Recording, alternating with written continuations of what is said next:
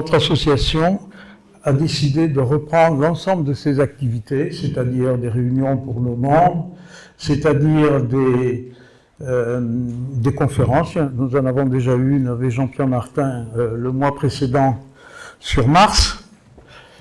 Également, nous avons repris le soutien de certains professeurs. Je ne sais pas s'il y en a dans la salle, je ne vois pas bien là. J'ai des lumières. J'ai assisté la semaine précédente, pendant toute la semaine, à des classes. Et je dois vous dire que c'était très enrichissant pour les élèves, mais aussi pour moi. Alors, il se trouve que depuis plus d'1 an maintenant, nous avons été un peu contraints de rester à la maison. Et il y a certaines notions qui sont apparues alors que nous ne les connaissions pas pour la plupart, notamment une notion d'ARN. Alors n'ayez pas peur, nous allons essayer de voir ce qui se passe, parce qu'en fait, pour les astronomes ou certains astronomes, l'ARN est quelque chose, enfin, est une molécule particulière, puisque ce fut la première ou la seconde, on ne sait pas bien, des molécules qui sont apparues sur Terre. Alors c'est très intéressant parce que on va se retrouver avec cette molécule. Nous allons ce soir tourner autour de cette molécule, c'est-à-dire faire une sorte de promenade. Ça ne sera pas une conférence comme d'habitude, c'est-à-dire avec un sujet unique, vertical, pointu. Ce thème va comprendre un grand nombre de visites sur des configurations de planètes notamment.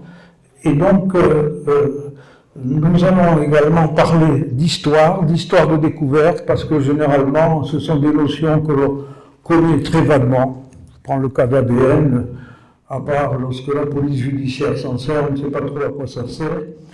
Le décrire sera encore pire. Donc, je vais essayer d'avoir un exposé, de vous présenter un exposé multifacette. Alors, en particulier, alors c'est pas ici, voilà un peu ce dont nous allons parler, c'est-à-dire, lorsque nous faisons de l'astronomie, en fait, nous faisons beaucoup de choses. Nous faisons de la physique, nous faisons de la chimie, nous faisons de l'histoire. On ne parle pas assez d'histoire dans l'enseignement français. Je dis histoire au sens très large, pas l'histoire des batailles, des armistices, mais des chronologies. Et vous verrez que la chronologie de la matière en particulier est très intéressante.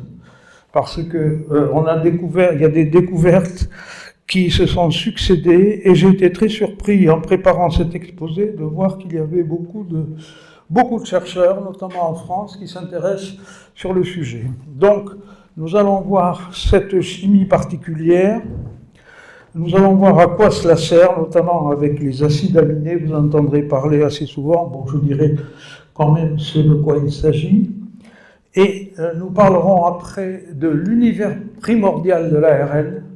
Je vous demande de retenir ça parce que ce n'est pas courant et on ne le voit pas trop dans la littérature. L'ARN qui se trouve sur des météorites, qui se trouve sur des comètes, et puis les applications, bien sûr, de l'ARN. J'ai rajouté un petit thème parce que je veux bien que l'on soit hypocrite, mais enfin, on se posera quand même quelques questions. Et ensuite, cela donnera toute la matière pour voir comment il y a eu la naissance de la vie sur Terre. Non pas que l'on va se focaliser sur la Terre, mais si on veut comprendre ce qui se passe au-dessus de nos têtes, notamment avec des exoplanètes, avec peut-être des femmes et des hommes verts. Moi j'y crois de moins en moins, nous verrons ça tout à l'heure, et ça donnera une idée sur l'histoire d'une planète et l'histoire de la vie sur une planète. Et vous verrez qu'on va découvrir beaucoup de choses. Alors là, j'ai pas l'habitude, c'est pas mon ordinateur. Alors j'ai toujours l'habitude de commencer les exposés maintenant par ce slide où l'on voit que l'univers c'est un tout où il y a de l'infiniment grand, mais également de l'infiniment petit. Et notre association a été plusieurs fois conduit par Jean-Pierre à l'accélérateur de particules à Genève, et nous avons appris pas mal de choses, et notamment la première fois où nous sommes allés à Genève, il y a un chercheur qui nous a accueillis en disant « Bienvenue les astronomes, ici nous travaillons pour vous à 100 mètres sous terre ». Et puis finalement, vous verrez à quel point ces choses-là se vérifient. Et vous voyez que dans ce slide, vers le bas, comme ça, vous voyez cette espèce de double hélice qui se place, donc nous sommes vraiment dans le sujet. Alors l'astronomie, avec cela, c'est d'abord l'introduction de la physique à partir du XXe siècle, l'astrochimie également.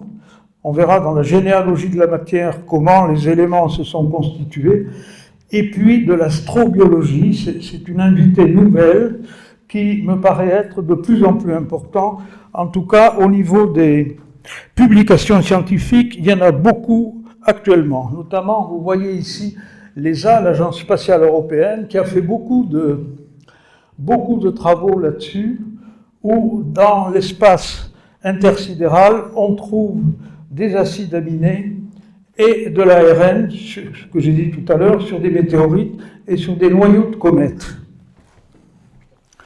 Ça, c'est pas pratique. Hein. Bon, et alors, lorsque nous faisons des nuits des étoiles, hélas, nous en avons déjà annulé 2, alors que nous faisions des nuits des étoiles qui rassemblaient entre 300 et 400 personnes chaque fois. Chaque fois, on nous posait toujours les mêmes questions. Les trous noirs, des fois on nous posait la question avant de nous dire bonjour. Et ensuite, la vie extraterrestre. Alors je vais laisser les trous noirs à Olivier, qui est beaucoup plus compétent que moi sur le sujet, mais je vais m'intéresser et vous intéresser à la vie extraterrestre pour qu'on arrête de dire des bêtises. En particulier, il y a cette dame que notre association connaît bien, Nathalie Cabrol, qui était l'élève chouchoute d'Audouin Dollfus, qui a été le dernier astronome que l'on a vu avec un béret, un crayon à l'oreille, une blouse blanche en train d'observer au pic du Midi. J'ai eu la chance de l'interviewer ici même, en 2006. C'est lui qui nous a d'ailleurs engagés à faire ce genre de conférence pour la diffusion de la culture scientifique. Alors lorsqu'on parle de vie extraterrestre, on parle d'étoiles, on parle donc de planètes, et il y a actuellement un satellite particulier de l'ESA qui s'appelle Gaïa, qui fait de l'astronomie, de l'astrométrie, c'est-à-dire qui mesure des distances d'étoiles, des orbites de planètes, etc. Vous voyez que le sujet est quand même assez compliqué. Alors, Gaïa a réussi un catalogue qui a été publié récemment avec plus de 1,7 milliard d'étoiles en mouvement. Alors, on voit qu'autour de ces étoiles, il y a des planètes partout.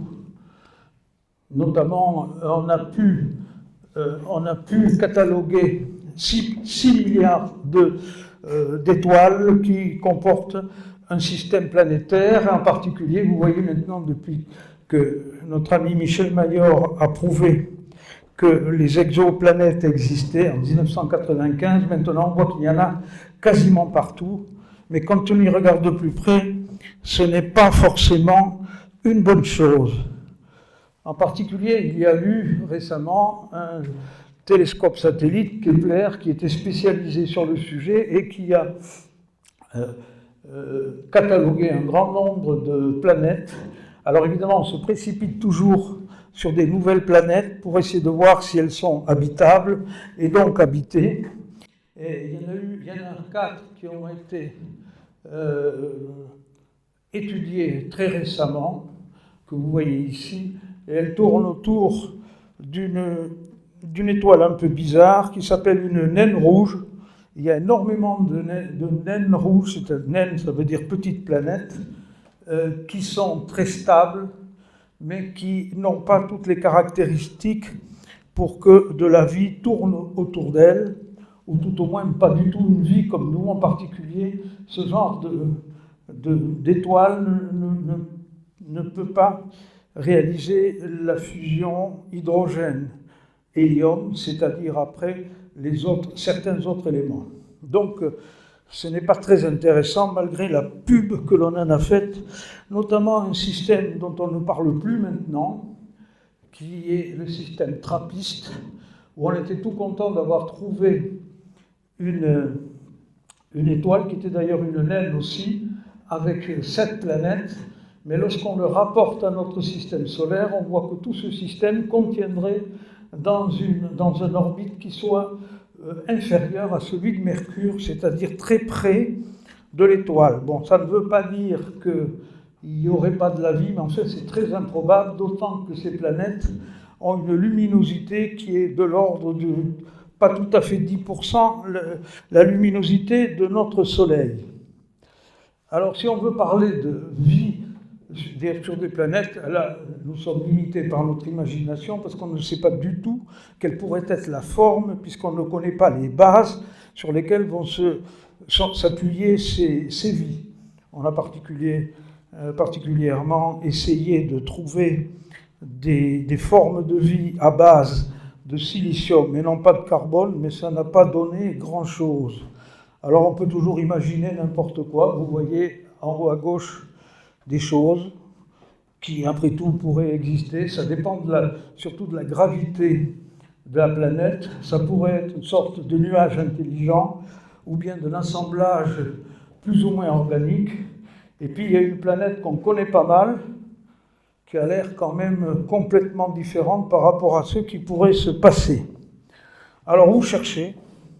Eh bien, on peut chercher là, on cherche quoi ? On cherche des signaux que l'on va capter avec des paraboles immenses. Ces signaux vont nous donner quelques éléments sur des composés chimiques, mais c'est très sommaire. Alors il y a des réseaux maintenant qui sont spécialisés pour ça, notamment le réseau Jansky aux États-Unis. Nous avons le fameux ALMA qui a été beaucoup initié par l'agence européenne. Il y a ensuite les Australiens. Alors là, c'est assez facile parce qu'ils ont un très grand espace et comme il y a beaucoup de serpents très venimeux tout autour, il n'y a pas grand monde, donc c'est quelque chose où on peut vraiment analyser. Alors ils ont analysé 6 exoplanètes qui n'ont pas donné grand-chose récemment. Et puis bien sûr, maintenant, chaque fois, il y a les Chinois partout. Alors, ils viennent de construire en 2020, en janvier 2020, ils ont annoncé la constitution d'une énorme parabole, enfin qui est d'ailleurs dont le diamètre est de 500 mètres. Arecibo, qui hélas s'est écroulé et qui avait la même chose à Porto Rico, faisait 300 mètres, ce qui était déjà extraordinaire. C'est une région que personnellement je connais pour des raisons familiales, et il est dommage qu'ils sont en train, dans un parc national où il reste encore des tigres, des pandas, etc.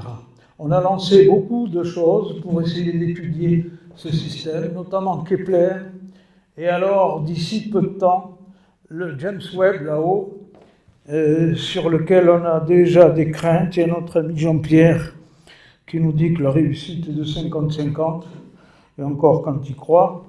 Voilà le système. C'est un système, vous voyez, le support est aussi grand qu'un court de tennis.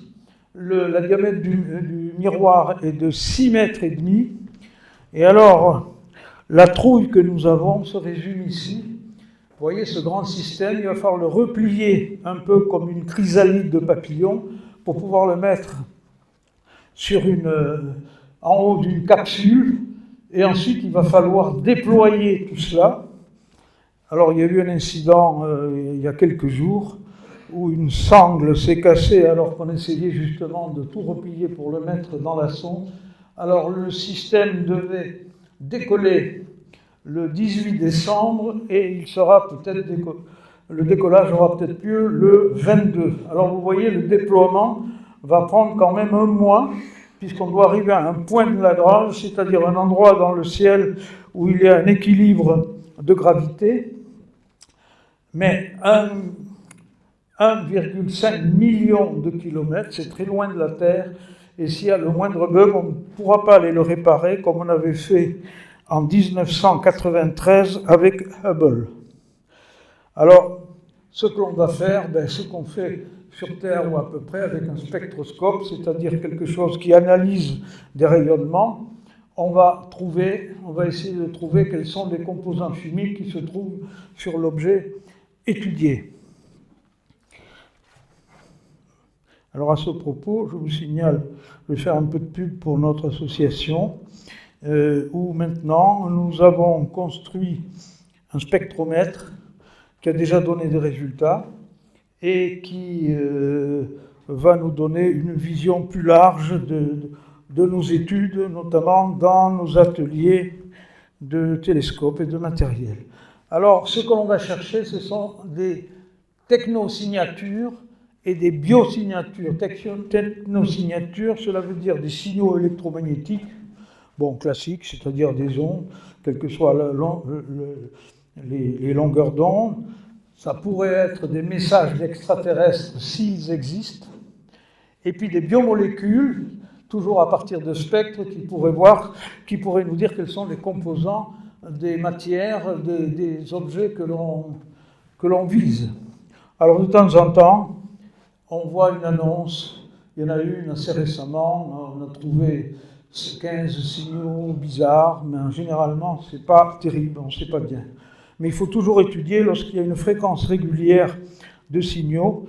Nous avons vu avec Alain, il y a 2 ou 3 ans, à l'Académie des sciences, Jocelyn Bell. Jocelyn Bell, c'était une jeune étudiante qui avait 19 ans et à qui on faisait capter des signaux qui venaient de l'espace. Elle a enregistré des signaux très régulièrement. Alors tout le monde se fichait d'elle, évidemment. On disait que c'était les hommes verts qui essayaient de converser avec elle. Comme c'est devenu sérieux, puisque en fait, elle a découvert les quasars, elle n'a pas eu droit au prix Nobel, on l'a donné à un homme, qui était son prof, qui ne croyait pas du tout à la découverte. Et comme elle n'a pas eu la chance d'avoir le prix Nobel parce qu'elle était jeune et parce que c'était une femme, l'Académie des sciences a organisé une session spéciale pour elle, à laquelle nous avons été invités. Alors les biosignatures, c'est toujours pareil, ce sont des spectres qui essaient de mesurer les composants de ce que l'on observe. Et alors c'est très curieux parce qu'il y a beaucoup de publications.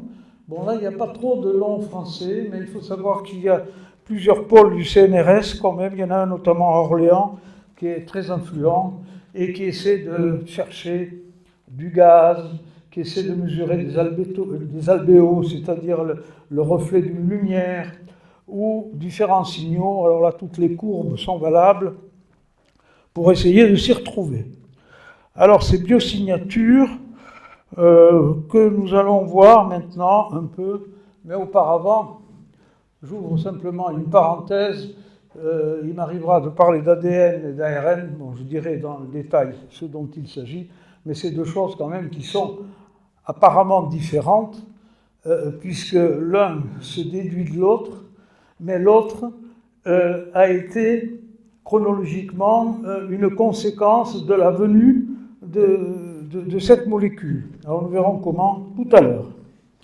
Alors donc l'ESA publie régulièrement des biomolécules, vous voyez, il y en a quand même un peu partout, et il y en a une ici, c'est pas moi qui l'ai écrit, vous voyez qu'il y a bien de l'ARN qui se balade un petit peu partout dans l'espace.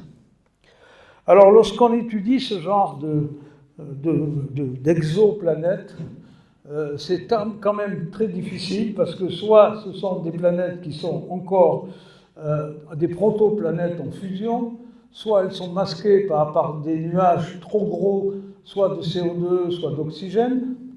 On peut avoir un mixte, c'est justement notre Terre, ou on peut avoir des planètes désertiques comme Mars. Alors on a trouvé, il n'y a pas longtemps, sur Mars, début novembre, de l'ammoniac et de l'acide benzoïque, mais enfin ça n'entre pas trop dans les composants de la vie. Alors comment on trouve ça? Eh bien vous avez vu qu'il y a des scrappeurs qui essaient de prendre de la roche, de la poussière, et il y a un spectrosmètre. Vous voyez un peu quelle est la figure que ça peut avoir, ça se trouve par ici. On fait une analyse et on envoie sur Terre les résultats, et ça permet de dire qu'il y a des glycines, qu'il y a des choses comme ça, mais enfin pour l'instant, rien de très probant.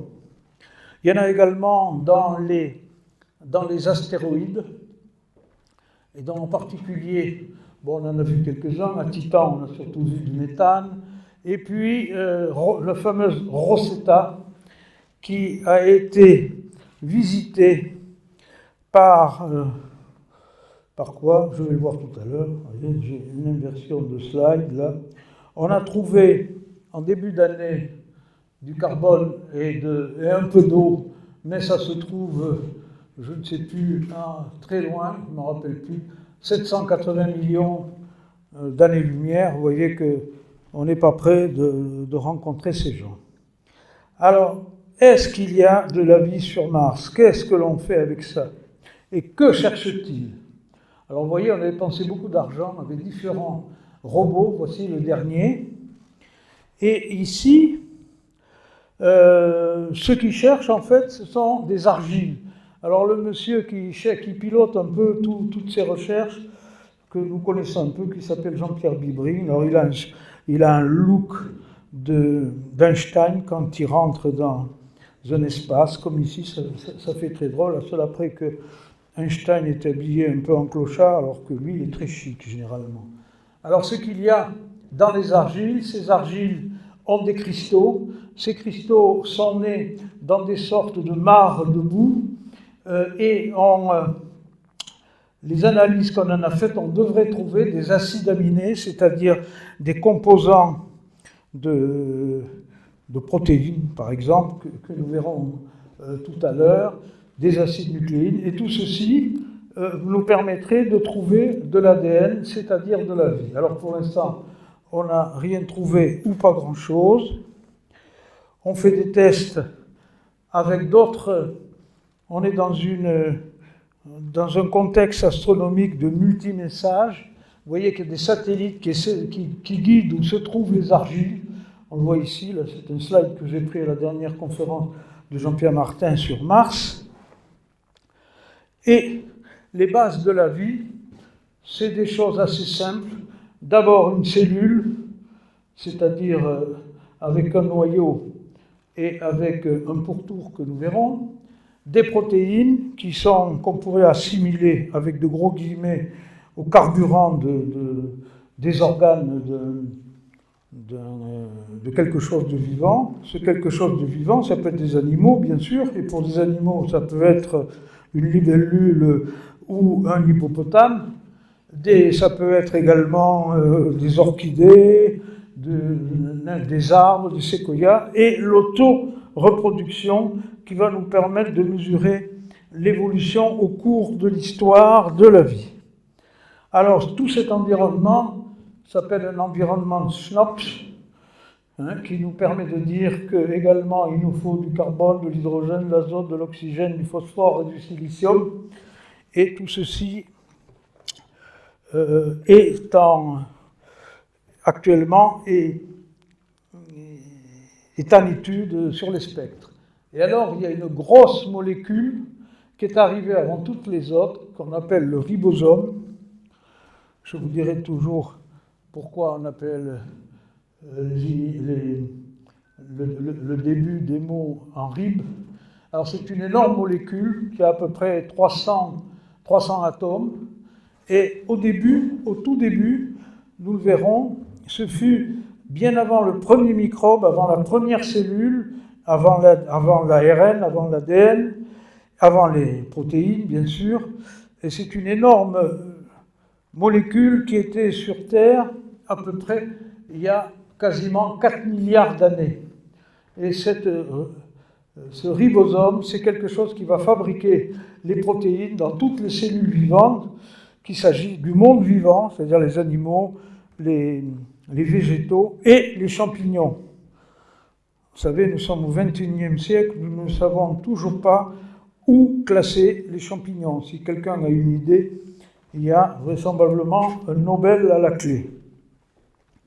Alors, l'ADN, l'ADN qui va être, nous le verrons, l'archive de l'histoire de la vie, c'est-à-dire il va y avoir l'histoire d'une planète, en l'occurrence la Terre, puisque c'est celle que nous avons sous la main, ou plutôt sous nos pieds, et puis toute une chronologie qui va enrichir cette chose-là de différents éléments qui vont former petit à petit différentes séquences et qui seront une sorte de chronologie de l'aventure de la vie sur une planète, la nôtre.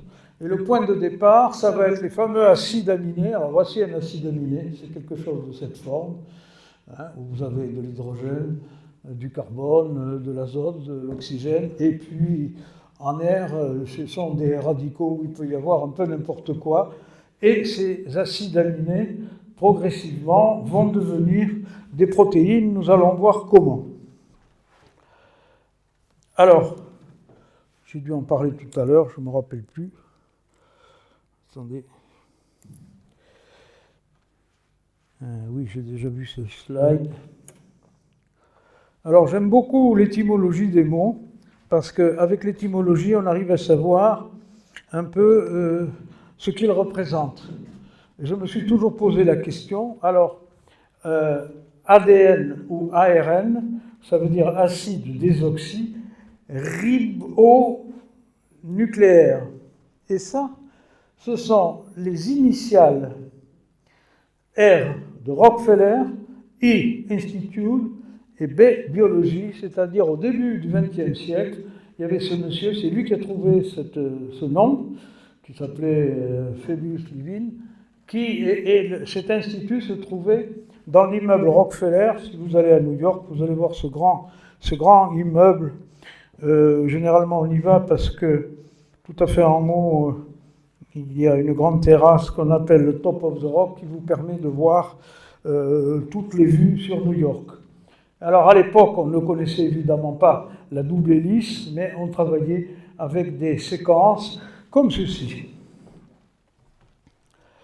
Alors le mode de fonctionnement d'une planète Terre, c'est quelque chose qui est assez simple. Il y a une mémoire, il y a une fabrication, et puis il y a le fonctionnement.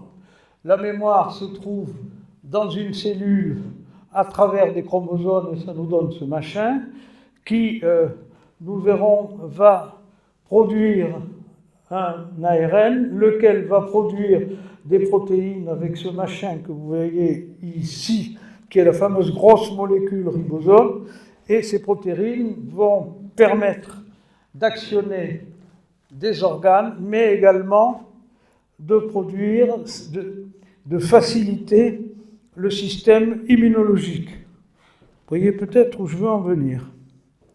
Et donc, je vous disais en tout début, il existe un mode ARN. Et il y a beaucoup de scientifiques qui considèrent que le début de la vie était la molécule ARN, qui était cette chose-là, alors que l'on voit aujourd'hui déduite de cette double hélice, mais qui au début existait toute seule.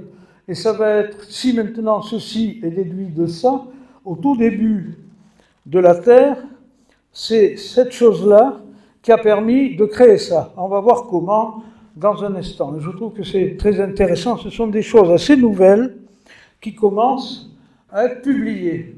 Alors des fois, lorsque je vais dans des classes, je garde des slides en anglais pour pousser les élèves à ce qu'ils apprennent pour de bon l'anglais. On s'aperçoit que, vous voyez, le monde ARN, c'est quelque chose qui est assez courant chez les astrobiologistes. Alors ça se définit avec une réplication. Et alors, cette réplication est très importante parce qu'on pense que c'est peut-être le début de l'auto-reproduction. Et toutes ces choses, ces définitions extrêmement simples, cela s'appelle le fameux ARN. Bon, en anglais, les initiales sont évidemment inversées. Alors voilà, c'est quelque chose. Vous voyez ici le début de la planète Terre, 4,5 milliards d'années. Normalement, c'est assez facile à se souvenir parce que c'est 4, 5, 6, 7, 567. Ici, vous avez la formation de l'océan primordial et puis tout de suite, vous avez le premier monde, c'est-à-dire la première forme sur la planète Terre de quelque chose qui va être habité. Et si on arrive à intégrer cela, on finira par comprendre comment ça peut se passer sur d'autres exoplanètes s'il y a des conditions et des environnements favorables. Donc vous avez ici le pré-monde ARN, c'est-à-dire en fait ce sont ces fameux acides aminés, le monde ARN, et puis plus tard, le monde ADN qui va apparaître par l'intermédiaire des protéines. Et ce n'est qu'à partir de toute cette chronologie, là vous voyez, nous sommes quand même à presque 4 milliards d'années. Et là, vous allez avoir le premier fossile qu'on a trouvé, qu'on a découvert en 2020 et en 2021. Donc c'est quand même assez récent. Donc notre premier monde était le monde ARN. Alors ça nous donne ceci. Vous avez ici donc une chronologie qui part du Big Bang. J'aime pas du tout ce terme, parce que c'était quand même pas big et ça n'a pas pu faire bang. Et vous voyez que là, à partir de 3,8 milliards d'années jusqu'à 4, on commence à avoir des formes d'ARN. Ensuite, on commence à avoir plus d'infos, c'est-à-dire que la molécule se corse vers 3006 à peu près. Et puis après, on commence à voir le monde protéine qui se trouve ici. Et puis là, on va commencer à avoir des cellules dont on va reparler.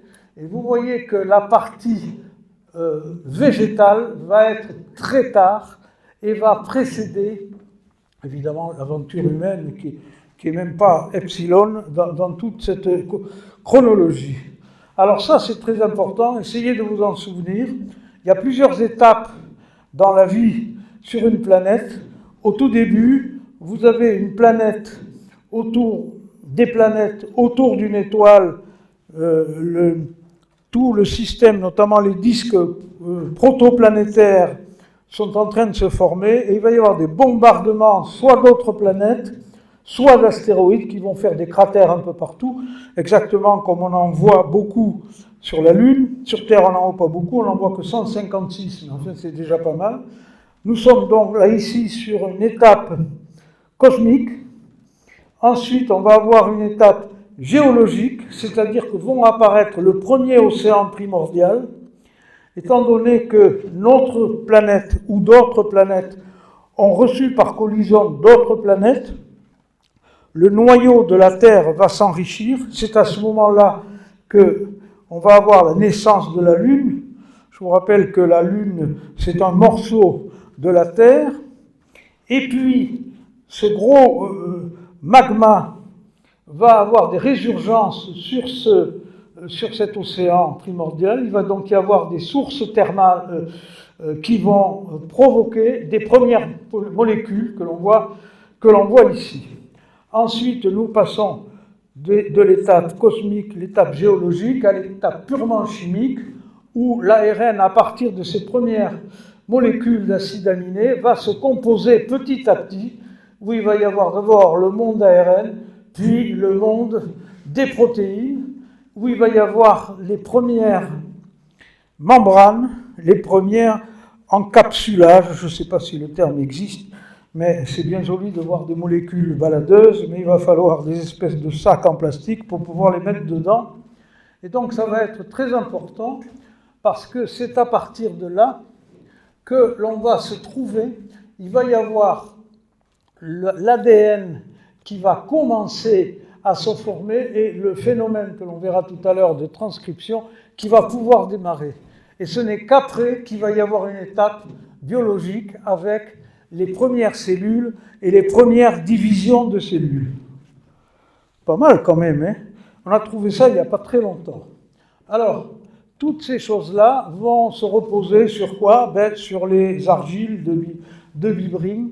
Et les argiles ont une propriété très particulière, c'est qu'elles peuvent s'assécher, s'humidifier et créer des sortes de cristaux. C'est à ce moment-là que vont se créer les oligo-éléments en particulier. Et il va y avoir des systèmes qui vont devenir de plus en plus indépendants et vont créer les premières duplications d'organismes. Alors ça va se faire de la façon suivante. Il y a des molécules qui sont hydrophiles, c'est-à-dire qui aiment l'eau, et puis des molécules qui sont hydrophobes, c'est-à-dire qui n'aiment pas l'eau. Et la rencontre de ces deux types de molécules va finir par créer les premières membranes comme ceci, qui vont enfermer les premières biomolécules.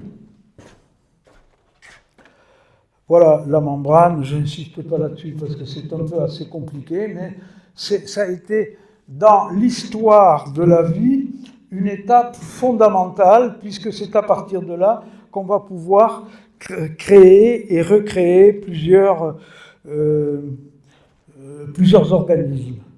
Et donc on sait maintenant que toutes ces membranes vont entourer des cellules, on sait que ces cellules vont se repliquer, et qu'en se répliquant, c'est-à-dire en faisant marcher la photocopie, il va y avoir des choses modifiables, et ce sont ces choses modifiables qui, progressivement, vont créer des nouveaux corps et des nouveaux systèmes vivants. Et c'est là qu'on commence à voir dans la littérature que peut-être nous, ou les girafes et les hippopotames, les orchidées, les séquoias et les mousses, sont peut-être des empilements de variants. Le jour est mal choisi puisqu'on vient d'en trouver un autre, mais enfin il faut savoir qu'il y en a depuis le début de la Terre. Ça va nous donner une cellule. Alors, j'ai toujours été intéressé par l'histoire des sciences et l'histoire des découvertes, et c'est navrant qu'on apprenne ça nulle part. Parce que si on arrive à voir comment les choses sont constituées petit à petit, par exemple, si vous saviez l'histoire extraordinaire du théorème de Pythagore, lequel Pythagore ne connaissait pas son théorème, il y a beaucoup d'élèves qui ne se poseraient plus la question lorsque un professeur dessine un triangle et qui se pose la question, mais qui a bien foutu pour trouver ce genre de choses? Lorsqu'on arrive à expliquer ça, je vous assure par expérience que vous avez une attention des élèves particulière. Et donc, on a parlé de protéines. Les protéines ont été découvertes en 1835. Vous voyez, il y a longtemps, il y a très longtemps, par un savant allemand. Et les protéines, ça fait plein de choses. Je ne vais pas rentrer dans le détail, mais ça permet la circulation du sang, par exemple. Ça permet dans les intestins de digérer, c'est-à-dire d'amener dans différents organes tous les éléments chimiques nécessaires. Nous avons en particulier tous nos muscles, nos mouvements, etc. Et puis vous voyez un peu, on l'a mis un peu comme ceci, ça permet aussi de créer des anticorps dans une fonction immunitaire. Et vous verrez que bien de dizaines de siècles, d'années plus tard, on pourra se servir de ces choses-là. Donc, les protéines sont des composés d'acides aminés. Un organisme a besoin de protéines alimentaires. Et alors, ce monsieur a trouvé, et d'autres aussi, quelque chose d'extraordinaire, c'est que notre corps ne peut pas stocker les protéines. Ça veut dire que c'est grâce ou à cause de cela que nous sommes obligés de manger 3 fois par jour pour ingurgiter des protéines. Autrement dit, il y a des protéines que le corps va créer lui-même, et puis il y en a d'autres qu'il va falloir aller chercher à l'extérieur.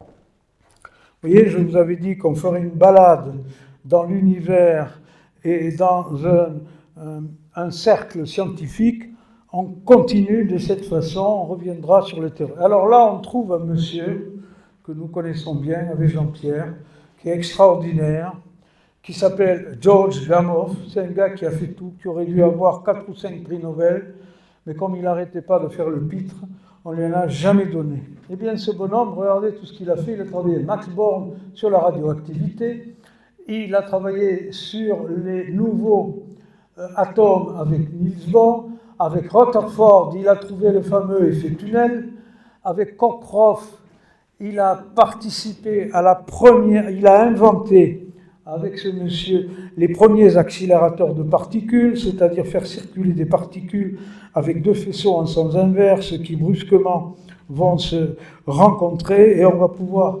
étudier tous les débris. Il va trouver avec Schrödinger la mi-vie des organismes nucléaires. Il va découvrir la mutation dans les étoiles hydrogène, hélium, et il va en calculer la proportion dans l'univers, au fameux 75% hydrogène, 25% hélium, et en prime, il va calculer la température, c'est-à-dire l'agitation de l'énergie du rayonnement fossile qu'avait prédit d'ailleurs l'abbé Lemaître au passage, et il va découvrir quelque chose qui n'avait rien à voir avec sa formation, rien à voir avec ses occupations et ses recherches. Il va se mettre à étudier le code génétique, c'est-à-dire la composition de l'ADN en particulier, alors que l'ADN, la forme de l'ADN n'était pas encore découverte, c'était simplement des listes de composants, et c'est lui qui va trouver la structure des protéines. C'est quand même incroyable, c'est un type c'est un réfugié russe qui vivait à Sébastopol en Crimée, il voulait quitter la Crimée, seulement alors il a commencé avec un kayak, exactement comme on le voit actuellement sur la Manche, avec son épouse. Il a été récupéré par des pêcheurs au large de la Turquie, il est revenu. Une année plus tard, il y avait un colloque scientifique à Londres, il va voir un fonctionnaire dans un espèce de bureau, dans un recoin qui était au courant de rien, pour demander un visa, on lui accorde, et il demande que il a besoin d'une secrétaire pour prendre en note toutes les communications à ce colloque. Donc son épouse va aussi avoir un visa, et il va se retrouver d'abord en France, puis en Angleterre. C'était une époque où le Boris Johnson de l'époque ne voulait pas nous le renvoyer. Et puis c'est lui qui a retrouvé les 4 bases que l'on trouve, alors on ne va pas rentrer dans tous ces détails-là, que l'on trouve dans la structure actuelle, enfin pas actuelle, mais que l'on a compris maintenant de l'ADN. Et donc, c'est lui qui va déterminer que la séquence des acides aminés va se retrouver dans les fameuses protéines. Et il a même suggéré en premier que les 20 premières combinaisons de ces fameuses 4 bases, prises 3 à 3, correspondent aux 20 acides aminés indispensables. Et ces fameux 20 acides aminés, indispensables pour la vie, et ces fameux 20 acides aminés vont être dans l'objet de toutes les recherches actuelles pour savoir si effectivement il peut y avoir de la vie quelque part par là. Alors tout le monde connaît l'expérience de Sandler Miller à New York, où il a voulu recomposer une espèce d'atmosphère primitive telle qu'on la connaissait, avec de l'hydrogène, du méthane, de l'azote, de l'eau, avec en général des étincelles et une atmosphère gazeuse qui semblait représenter les débuts de l'univers. Et il va en déduire 11 acides aminés sur les 20 qu'avait trouvé Gamow. Et donc c'est quand même assez extraordinaire de voir tous ces gens qui vont concourir vers de nouvelles découvertes. Donc maintenant, on sait parfaitement que les composés de la vie, c'est des protéines, des acides aminés, les protéines qui sont la matière première des êtres vivants. Quand on dit être vivant, c'est pas toujours facile, mais il faut penser à tout, c'est-à-dire aux plantes, c'est-à-dire aux dinosaures, c'est-à-dire absolument n'importe quel être vivant. Et puis, toutes sortes de composés que l'on voit ici, l'oxyde de carbone, l'eau, le méthane, l'azote, le dioxyde de carbone, etc. Et l'oxygène, qui est la matière première de l'univers. Donc, la vie sur ce superbe slide que vous voyez ici, vous avez le fameux ADN tel qu'on le voit maintenant, qui jaillit des premiers temps d'une planète, d'une nouvelle planète qui se trouvera être la nôtre. Donc, la vie passe par les protéines, qui passe par les acides aminés, qui passe par les molécules, les biomolécules. Donc, la chimie de la vie se trouve entre les étoiles. Alors là, on va faire, vous voyez, la balade continue maintenant. On va reprendre la chronologie de la vie de la Terre, où on va prendre comme étoile, comme exemple, le Soleil. On voit que le Soleil, comme toutes les étoiles, a un cycle de vie que l'on voit ici, c'est-à-dire que la matière du Soleil va se transformer au fil du temps. Ça veut dire que le Soleil brûle un carburant en fonction de la fusion nucléaire qui lui permet de passer de l'hydrogène en hélium, et de fur et à mesure avec le temps, ce carburant va diminuer, donc l'étoile va de plus en plus gonfler comme ceci. Alors pour l'instant, nous en sommes ici. Le Soleil, il a 4,5 milliards d'années, mais il est à peu près à mi-vie, et donc il va devenir une géante rouge qui va exploser, qui va devenir une planète, une nébuleuse planétaire, c'est-à-dire un ensemble avec des résidus de planètes explosées, et qui va terminer en naine blanche ou naine rouge, ça dépend. Et donc, on va se retrouver ici, voici le schéma général où vous avez la vie des étoiles selon leur masse, c'est-à-dire leur quantité de matière. Si l'étoile est pas très grosse, mettons petite ou presque, ça va devenir une planète nébuleuse qui va faire ce que je viens de dire à l'instant. Mais si elle a une masse plus forte, cette masse plus forte a été fixée par le calcul par un élève d'Eddington, qui était un Indien qui s'appelait Chandrasekhar, à 1,4 masse solaire ici. En fin de vie, elle va exploser, c'est ce qu'on appelle une supernova, et dans l'explosion de cette supernova, de cette grosse planète, va se trouver des nuages, que l'on appelle des nuages moléculaires, parce que ces nuages contiennent des molécules et non pas de la vapeur d'eau comme la flotte qui nous tombe dessus aujourd'hui, et c'est là que l'on va retrouver les fameux acides aminés. Donc, tout ceci est très important. Ça va nous permettre, voici une étoile qui explose. Alors, c'est très rare, c'est pour ça que je vais vous en montrer plusieurs. Voici ici des photos qui ont été prises par les membres de notre association. Vous voyez ici Pascal, qui n'a pas pu venir aujourd'hui. En 2009, ça a été pris aux clés. Voilà ce qu'on voit aux clés. Alors, c'est un bout de... On va le voir ici. Du moins, j'espère. Voilà. Voilà, ici, par ici, il y a eu une explosion d'étoiles, et ça a donné cette espèce de parenthèse gigantesque qu'on appelle les dentelles du cygne. Évidemment, quand on fait de l'astronomie, on fait aussi de la poésie. Alors voilà, par exemple, notre ami Philippe, qui se trouve au deuxième rang ici, qui a pu photographier cette partie de la parenthèse par une superbe vraie photo. On voit ici le nuage moléculaire, comme ceci. En avant-plan, on voit plein d'étoiles qui masquent un peu ce phénomène.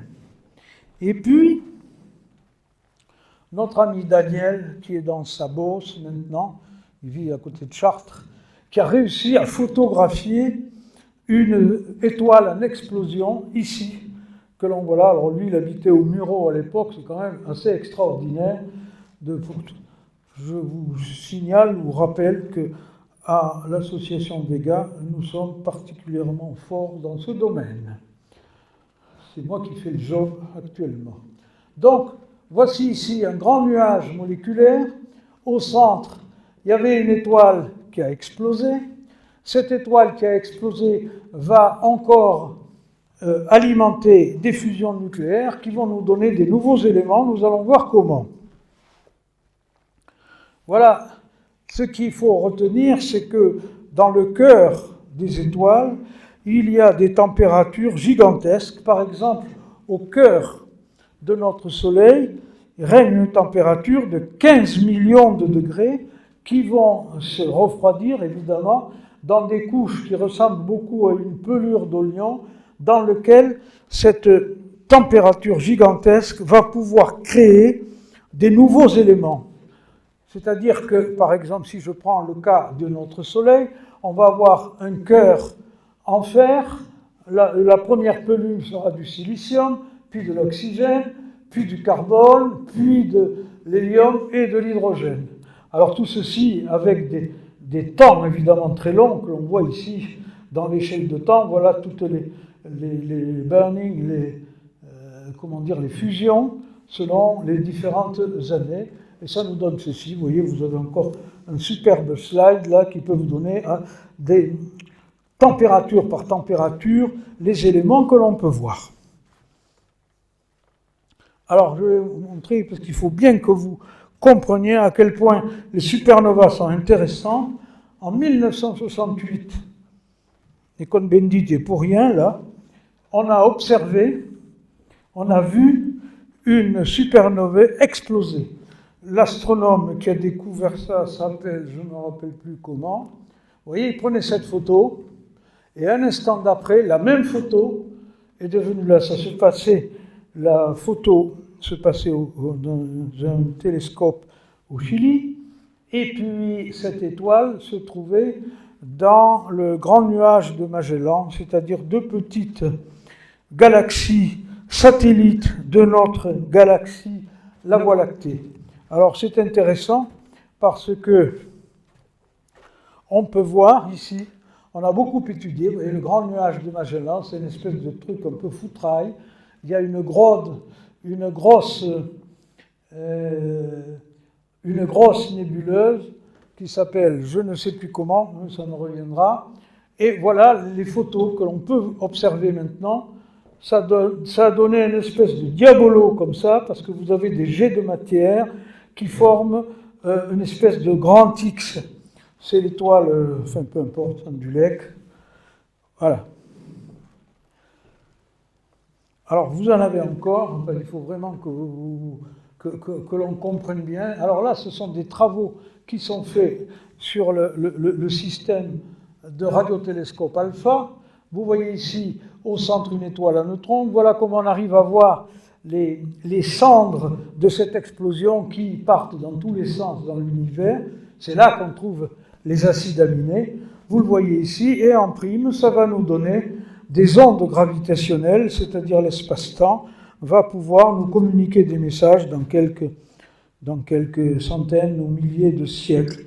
Et alors à l'origine, Tycho Brahe, qui est un astronome danois, a vu un jour, il faisait des cartes du ciel, c'était la grande époque jusque vers les années 1910 à peu près, et il a trouvé un jour une étoile nouvelle qui n'existait pas. Alors on a fait des gravures comme ça, tout le monde regardait ce machin là-haut, on l'appelait Nova.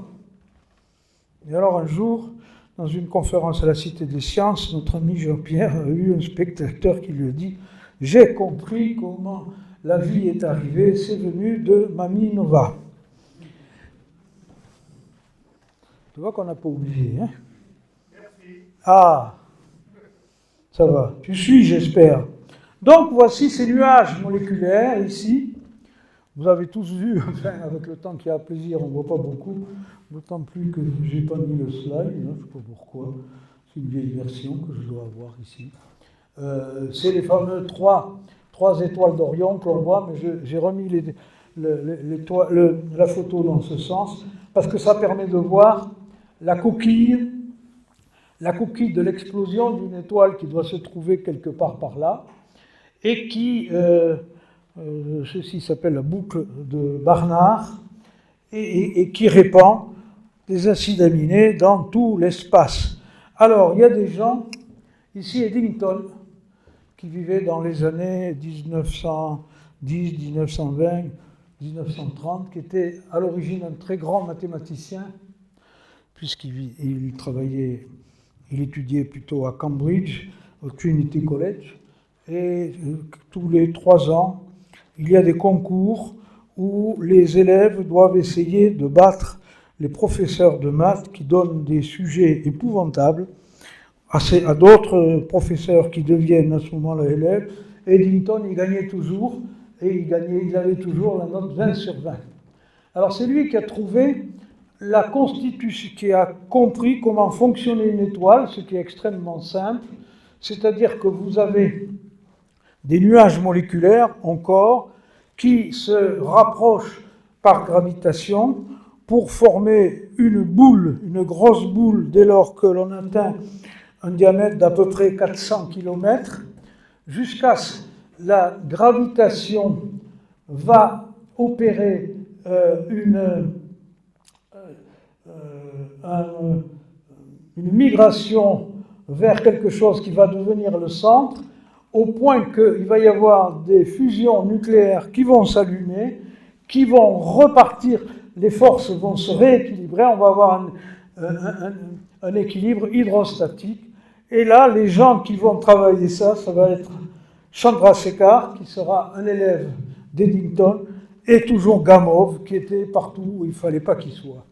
Et alors, il a, en particulier Chandrasekhar, a trouvé ce qu'on appelle l'origine des éléments par la génération des effondrements. C'est-à-dire qu'au début, cette étoile que vous voyez ici va vivre sa vie en consommant de l'hydrogène. Lorsqu'il n'y aura plus assez d'hydrogène, le système va s'effondrer sur lui-même, comme on l'a vu tout à l'heure.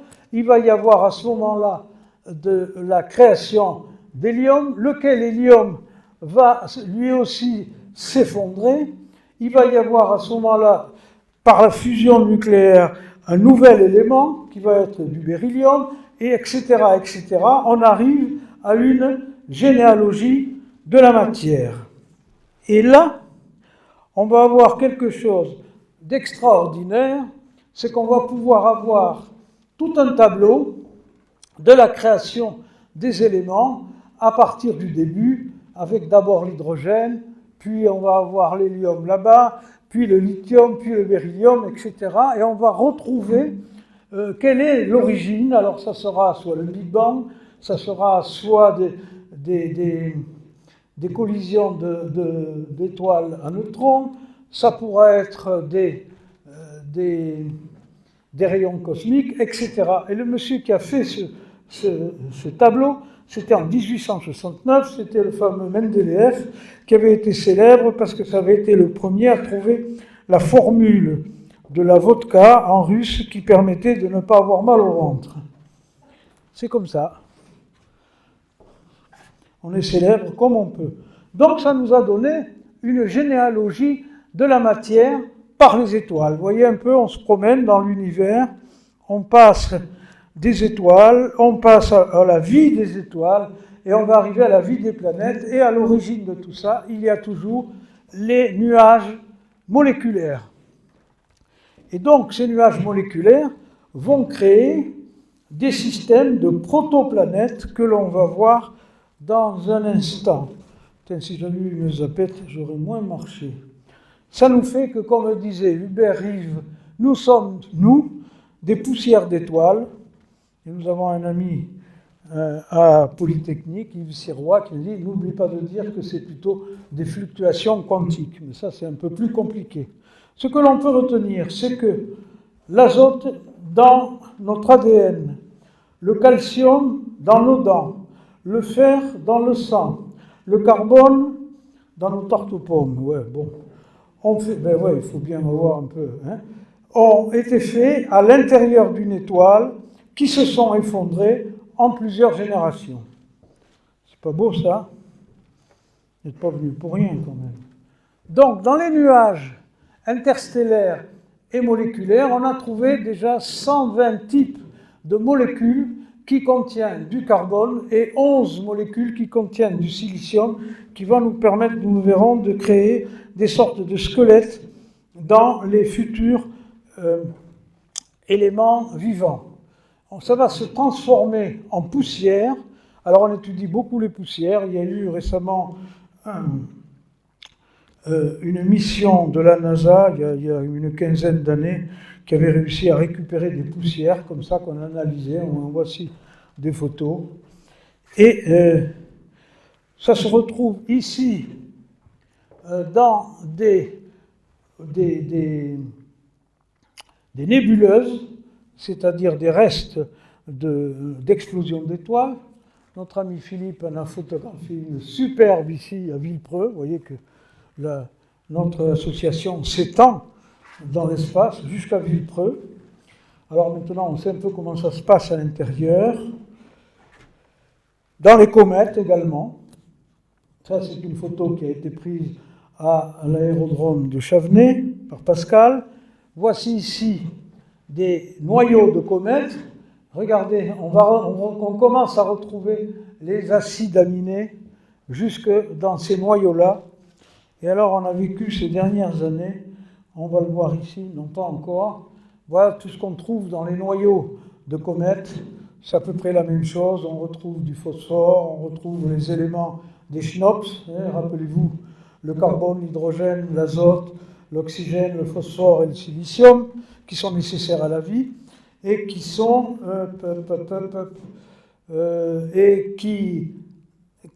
qui nourrissent l'hypothèse que la vie finalement pourrait venir des comètes, ou en tout cas les comètes ont contribué à l'apport qu'on voit ici sur ce dessin des principaux acides aminés du système.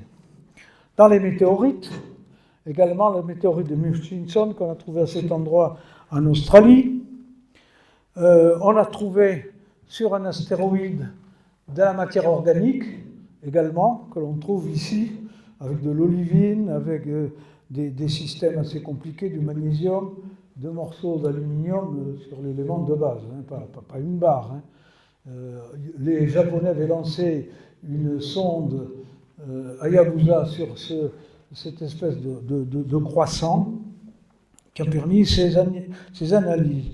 Et alors arrive la comète, le noyau de comète Rosetta, avec un gros système dont certains éléments ont été fabriqués chez Astrium, là, qui s'appelle maintenant Airbus Space à Elancourt.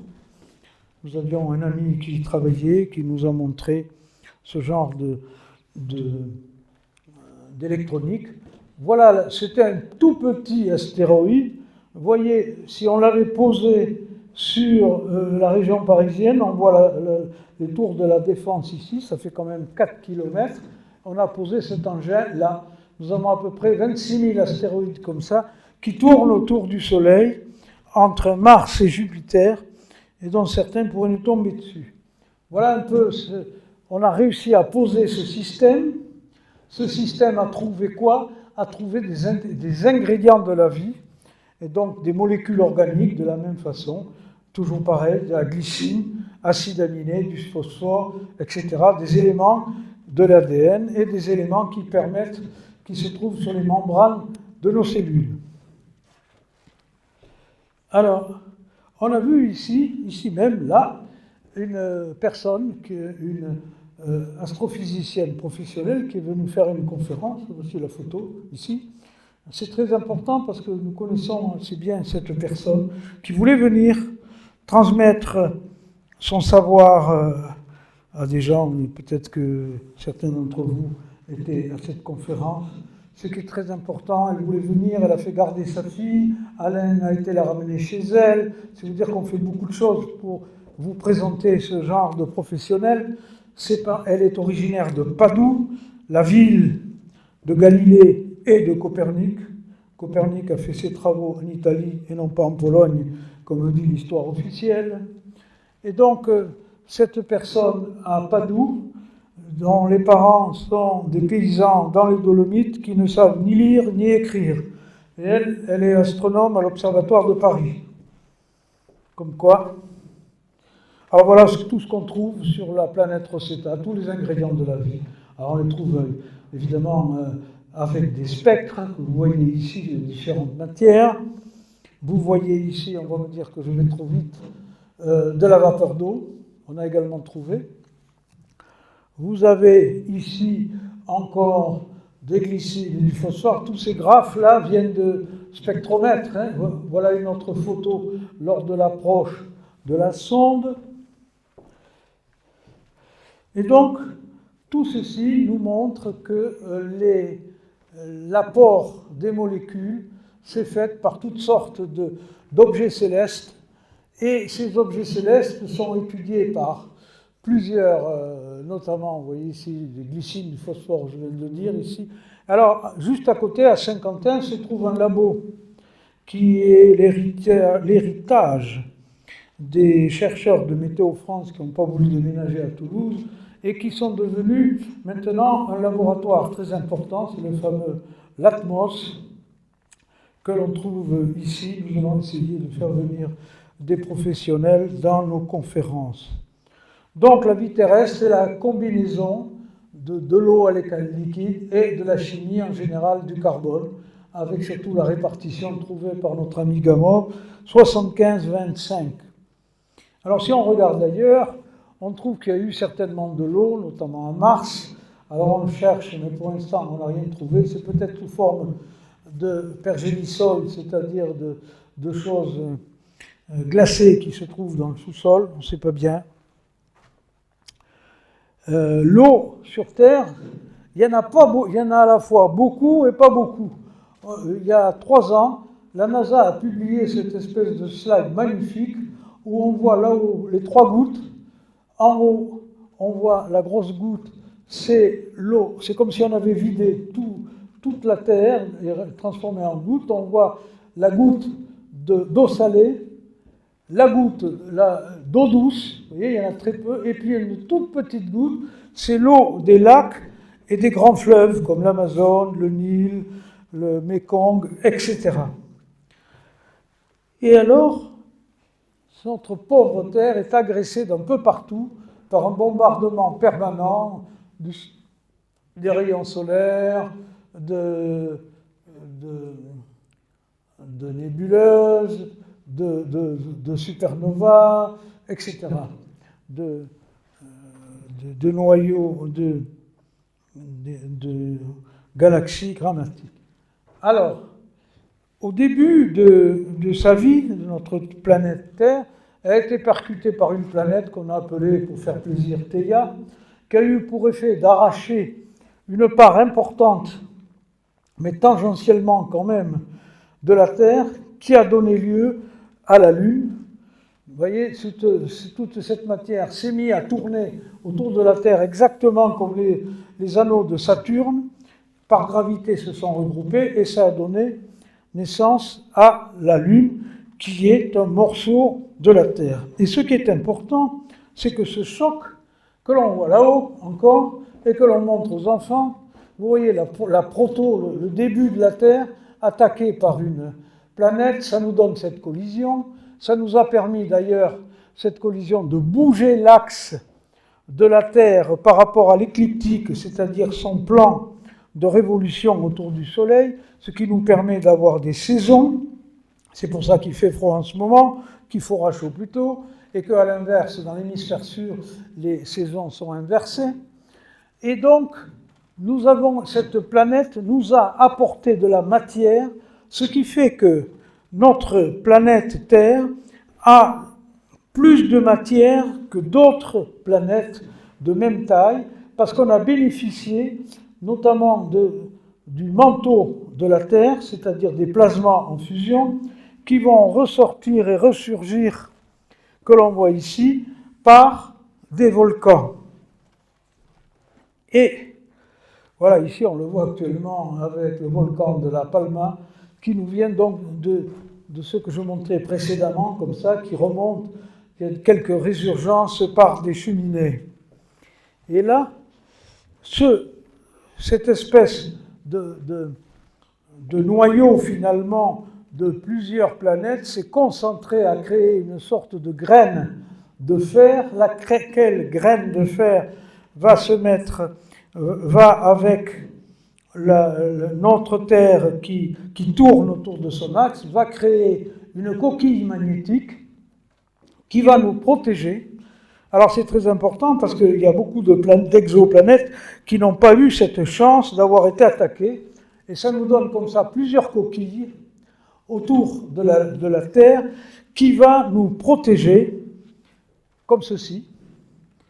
Alors quand j'étais très jeune, j'ai calculé plusieurs fois ce nombre de choses comme ça. J'en garde d'ailleurs pas un très bon souvenir. Et vous voyez, ce bouclier va nous protéger des radiations du Soleil qui vont glisser de part et d'autre de ces coquilles, sauf il y a 2 trous ici, et il va y avoir des ions du Soleil qui vont s'immiscer, un peu comme les gens qui n'ont pas de passe sanitaire mais qui arrivent par la porte de secours. Et vous voyez ici, ça va devenir les aurores boréales au nord et au sud. Alors ça nous a donné tout ça, de la craquelure, ce grand choc, vous voyez, et c'est comme ça que petit à petit les continents vont se former avec des lignes de feu. On voit très bien la ligne de feu du Pacifique ici, et on essaie de trouver la même chose sur Mars. C'est la raison pour laquelle on a envoyé récemment un sismographe qui va nous permettre de voir quelle est la structure interne de Mars, comme ceci. Vous voyez, ça c'est la structure de la Terre, c'est comme ça qu'on a pu retrouver la graine solide en fer, et puis le magma liquide ici, et puis la fameuse croûte. C'est pas du tout Jules Verne qui a été en voyage au centre de la Terre, mais c'est ces chocs successifs qui nous ont musclés.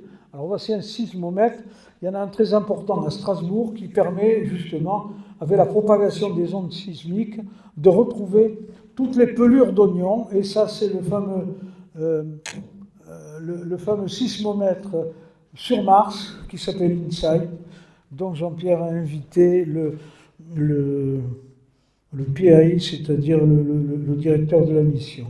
Et donc tout ceci, lorsqu'il y a eu le premier océan, tout ce magma va ressortir par des cheminées hydrothermales, et on en voit encore maintenant. Alors la couche magmatique commence à se trouver à partir de 2 km, donc c'est quand même assez près, et puis ça nous donne des choses et des composants que l'on voit ici, et on va retrouver encore nos fameux amis acides aminés. Alors ça nous donne des séances de macromolécules que l'on voit ici dans ce superbe slide, dans l'océan primitif de la Terre. Alors on change de sujet pour y revenir. Tout être vivant, animal, notre promenade continue, animal, végétal et champignon, est constitué de cellules. Ça, vous comprenez un peu pour les gens qui n'ont pas l'habitude de biologie. Imaginez un œuf sur le plat. Le jaune, c'est la cellule, c'est le noyau, et le blanc, c'est quelque chose qu'on appelle le cytoplasme, dont on va parler dans un instant. Et dans ce noyau, ici, vous voyez ce fameux noyau, là, ça c'est le cytoplasme. Là, la fameuse membrane, maintenant vous commencez à comprendre comment elle a été construite, va se trouver 46 chromosomes ici, et dans ces chromosomes, il va y avoir les fameux ADN qui vont déployer leur double hélice comme ceci. Et les barres qui avaient été trouvées par notre ami Gamow vont être emprisonnées là-dedans, et ça va devenir le génome.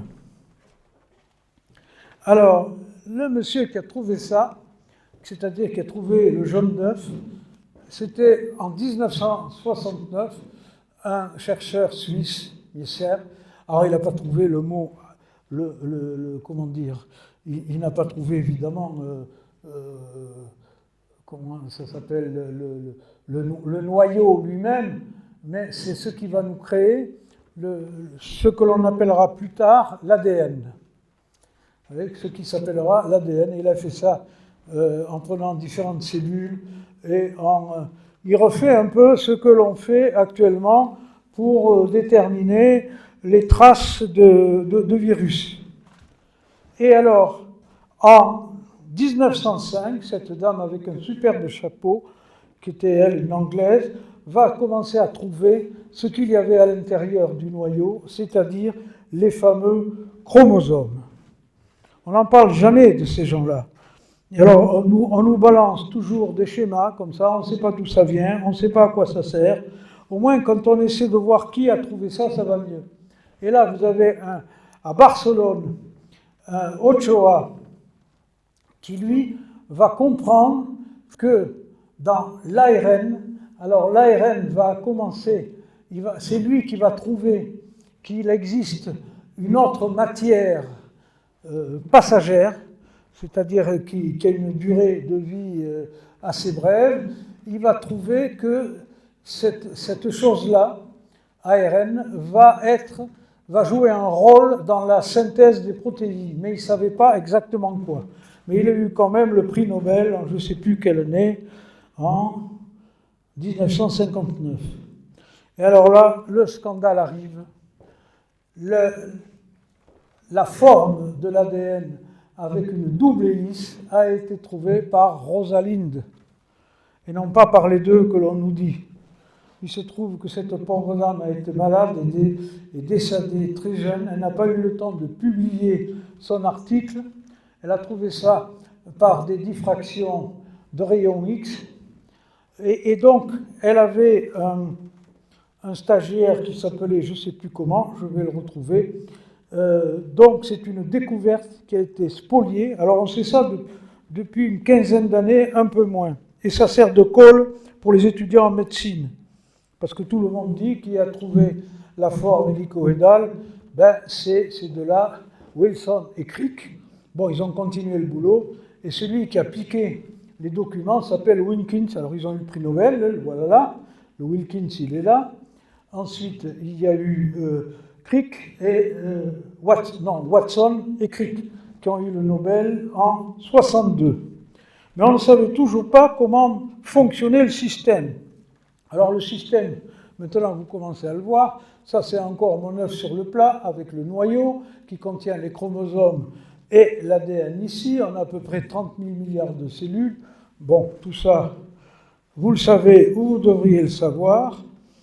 Cette structure hélicoïdale est très mince, c'est 20 angstroms, c'est-à-dire un dixième de milliardième de mètre. Le chromosome humain, bon, peu importe, qui est le plus grand, contient 220 millions de paires de bases. Vous voyez que c'est quelque chose, il faut avoir des équipements de laboratoire très performants pour savoir ce qui se passe. Justement, maintenant, nous avons une police scientifique qui utilise ces choses-là, puisque les combinaisons des gènes est tellement complexe que deux individus n'ont pas le même ADN. Alors il y a des zones qu'on appelle des locus, où il y a des morceaux, des barres, des haleines qui produisent des protéines. C'est ce qu'on appelle je ne sais plus comment, ça va me revenir, des non-codants, ici. Et donc tout le génome est très compliqué, et donc on arrive à en tirer des informations par régions successives. Et là, ici, voilà ce que ça a donné. Alors on a découvert ça en 1980, et en 2003, on a eu la décomposition complète de toutes ces haleines, comme ça, par une société privée qui s'appelait, je ne sais plus comment, GenCode, un nom comme ça. Alors on en revient ici au fameux ribosome dont je parlais au début. Le premier la première grande molécule avant toute la partie vivante, et on va voir comment celle-ci va fonctionner, et en particulier, on va savoir comment, à partir de l'ADN et de l'ARN, on va réussir, à travers le ribosome, à fabriquer des protéines.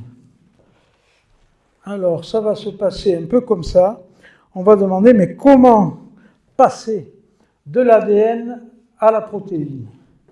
Là, nous sommes en 1961, et c'est... Ah oui, c'est ça, je n'ai pas la dernière version. Mince alors.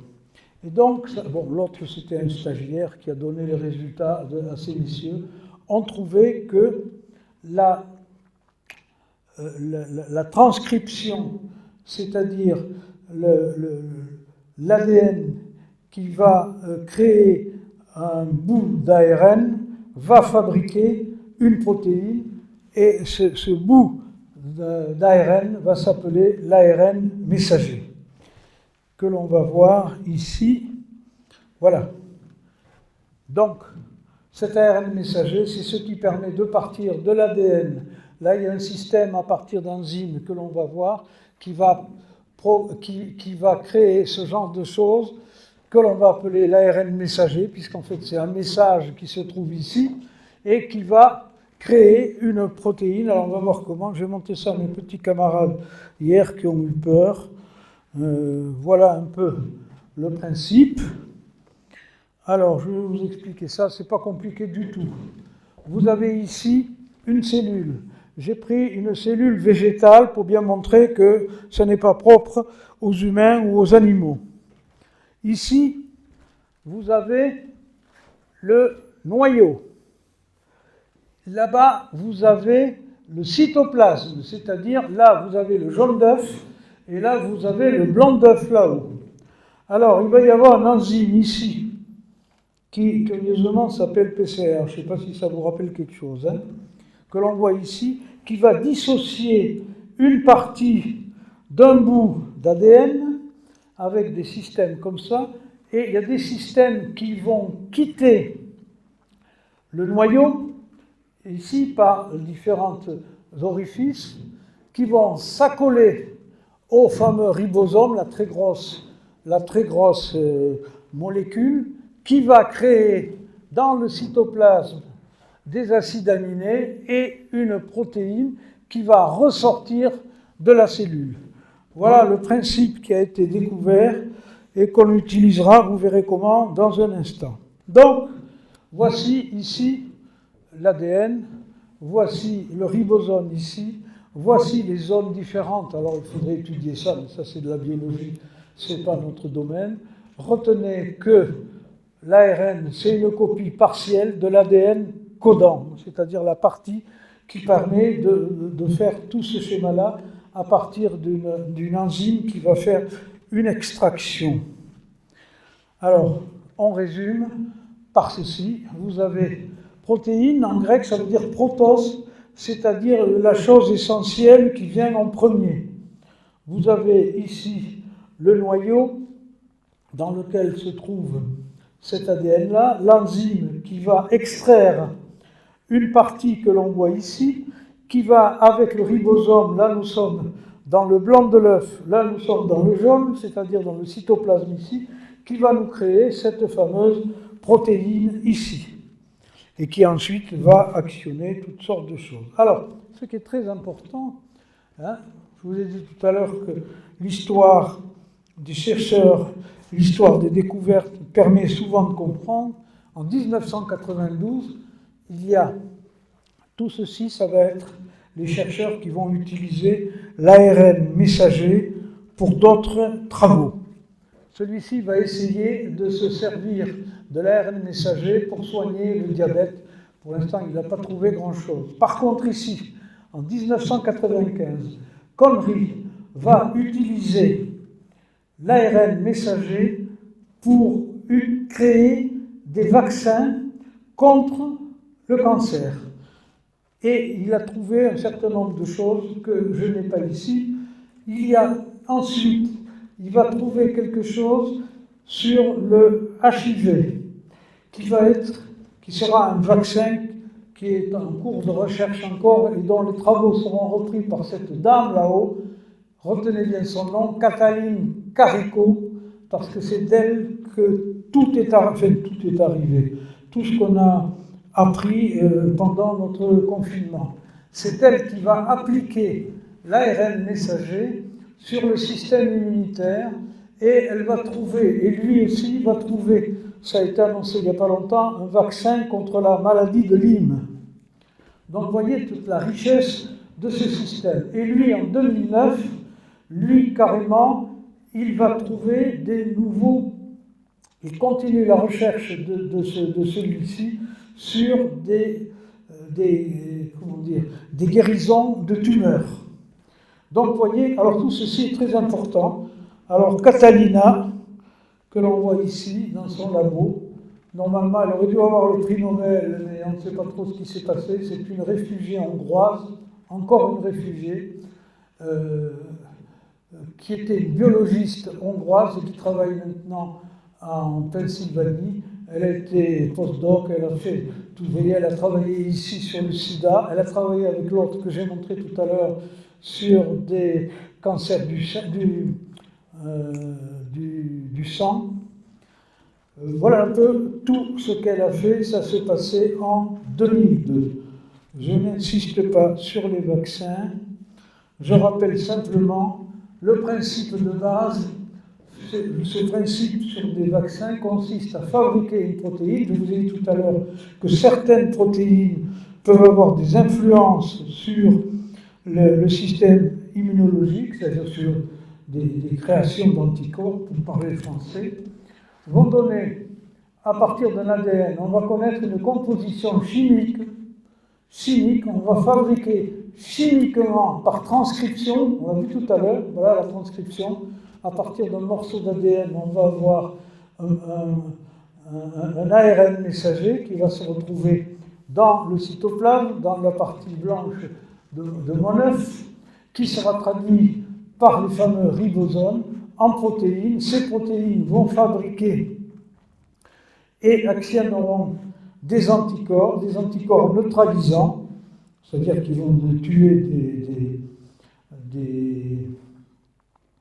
des éléments de virus, entre autres, et mémorisant, c'est que petit à petit, avec les injections successives, notre système immunitaire va avoir la mémoire de ce qui nous agresse pour pouvoir produire les anticorps nécessaires.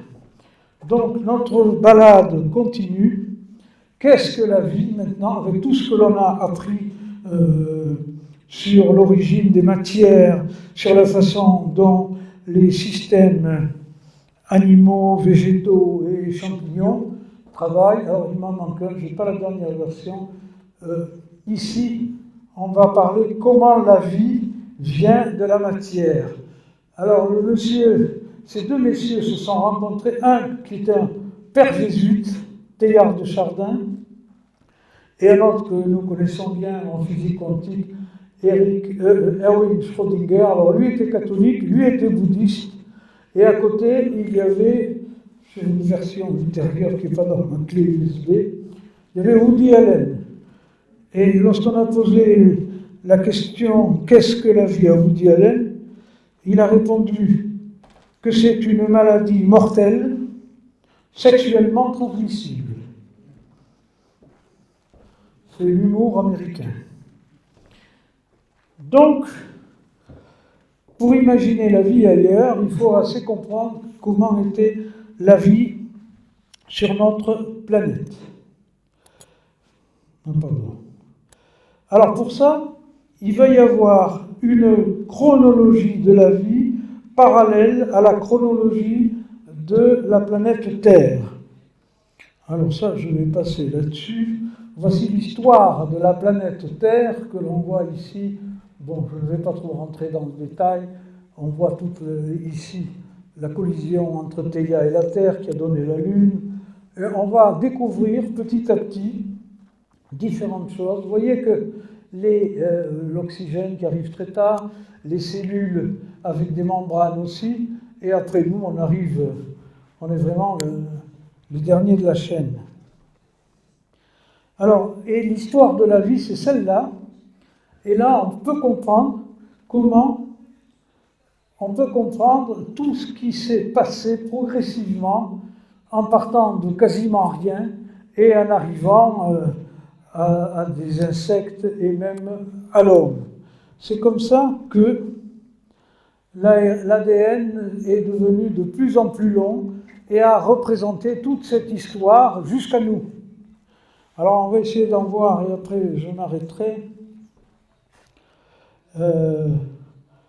Pour savoir notre planète qui tourne autour d'une étoile, elle tourne dans un même plan, toutes les étoiles tournent dans le même sens.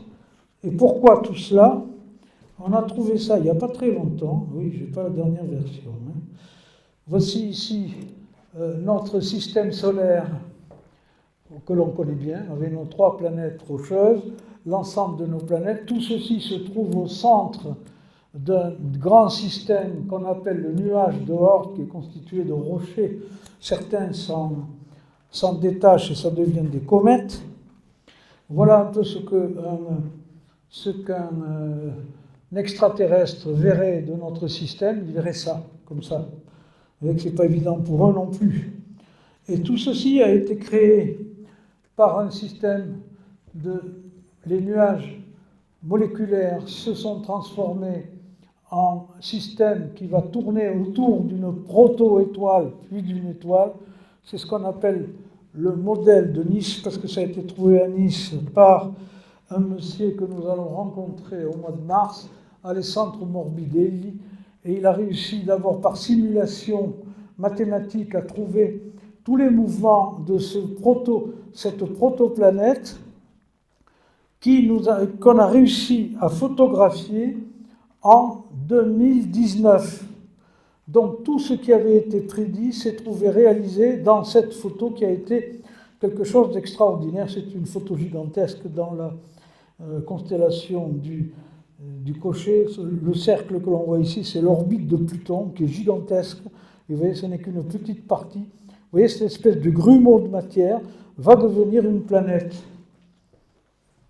Alors nous allons rencontrer ce monsieur parce que nous allons fêter prochainement les 40 ans de notre association. Nous allons les fêter à l'Observatoire de Nice et nous allons visiter tous les instruments bien sûr, et nous allons rencontrer Alessandro qui va nous parler de planétologie primordiale, et également Nelson Christensen qui lui va nous parler des ondes gravitationnelles qui mesurent en Italie avec le système Virgo. Bon, je vais passer. Moi, je vais me faire engueuler si je passe trop vite. Je reviens en arrière. Voilà le système de la Terre,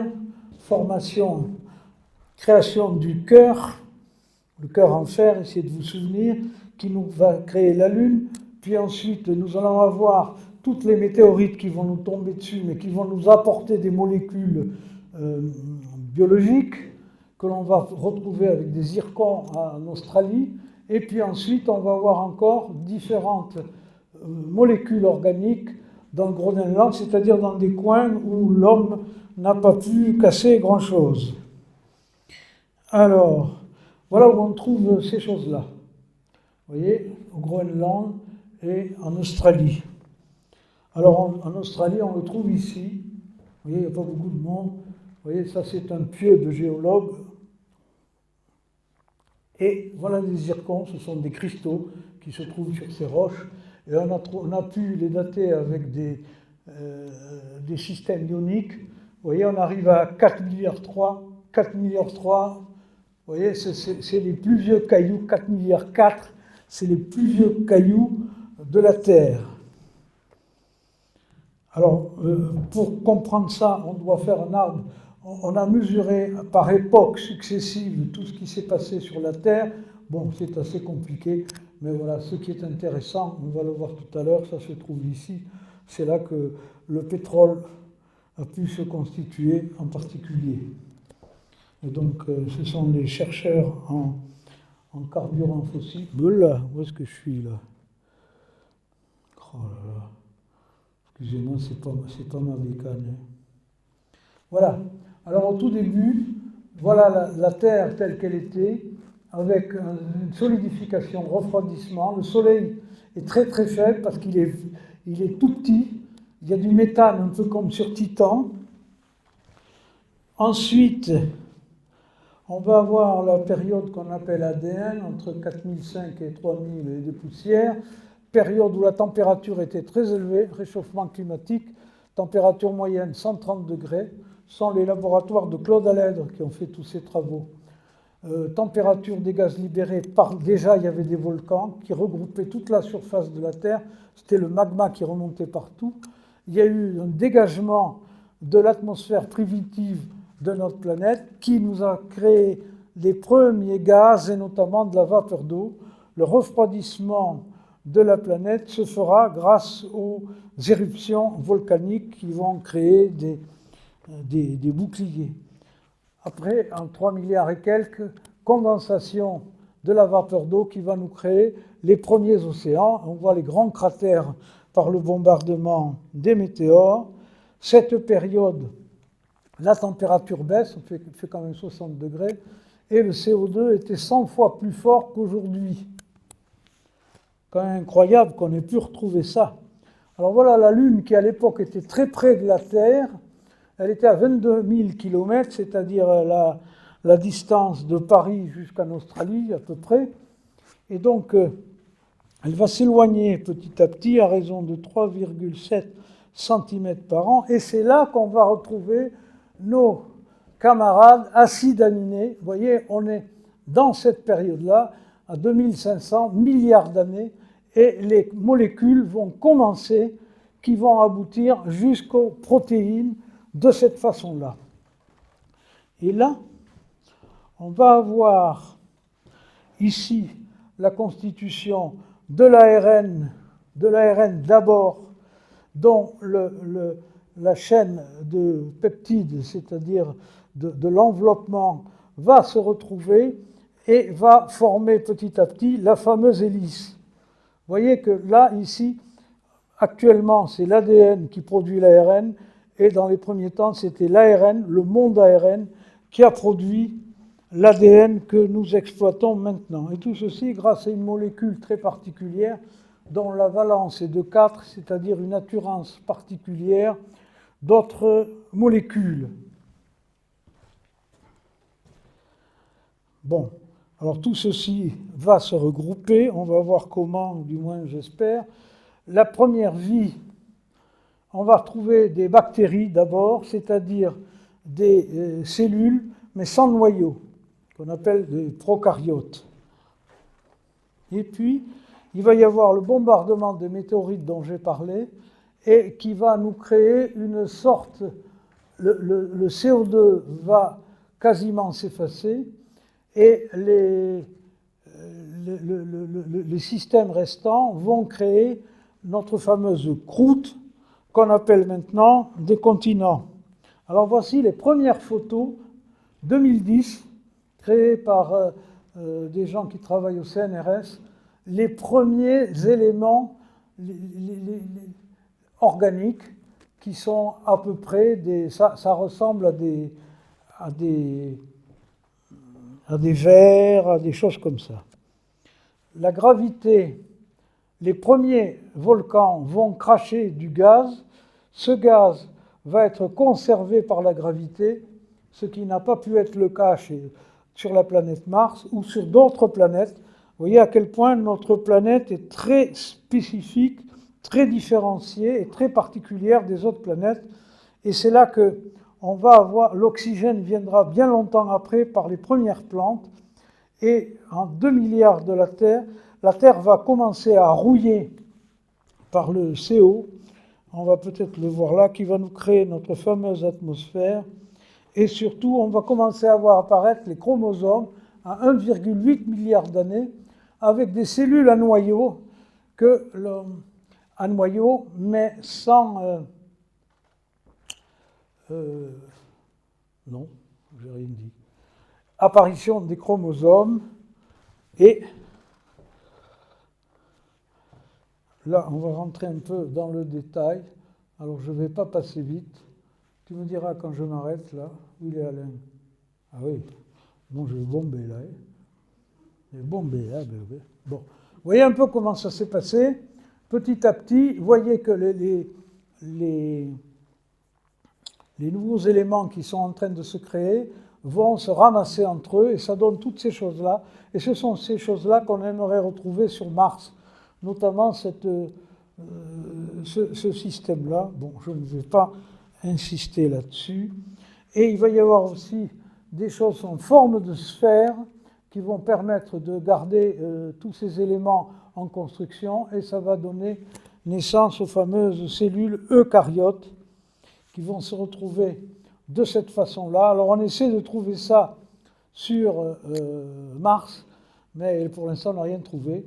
Vous voyez que nous sommes en plein dans les boues, dans des flaques, dans des lagunes, c'est-à-dire des argiles. On revient au point de départ. Et on a trouvé ce truc bizarre, on ne sait pas ce que c'est. On l'a trouvé en 95. C'est un ancêtre de quelque chose, mais on ne sait pas si c'est de l'animal, des végétales ou autre chose. Voilà ce que cherchent les robots, ces systèmes. Alors ça, c'est tout à fait nouveau. Voilà les premiers.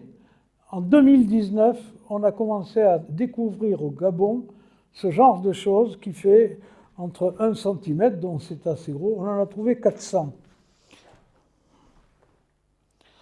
Et on a trouvé ces fameux cocoïdes. Alors avant, c'était des choses que le labo de Claude Allègre avait dessinées. Maintenant, on les prend en photo. 2021, vous voyez, c'est assez récent. 1 milliard d'années, en eau douce. On a trouvé ça en Écosse. C'est les premiers éléments d'animaux. Et ça va nous donner l'évolution de la cellule en noyau, comme ceci, qui va se transformer petit à petit.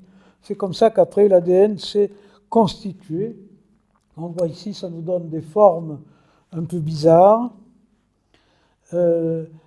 À 900 millions d'années, on a trouvé d'autres choses comme ça. On ne sait pas trop ce que c'est, on pense que c'est un champignon, mais on n'en est pas sûr.